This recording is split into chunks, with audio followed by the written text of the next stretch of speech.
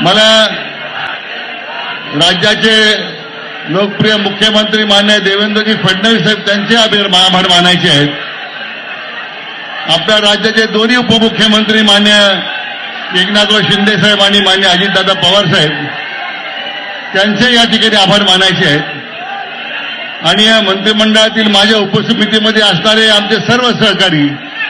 मग गिरीश महाजन साहेब आहेत, चंद्रकांत दादा पाटील, दादाजी भुसे, माणिकरावजी कोकाटे, आशिषजी शेलार, या सर्व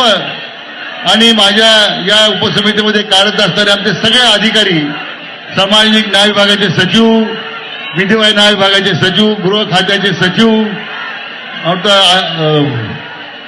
अन्य सर्व विभागाचे जे अधिकारी होते आणि सगळे कर्मचारी, त्यांनी अहोरात्र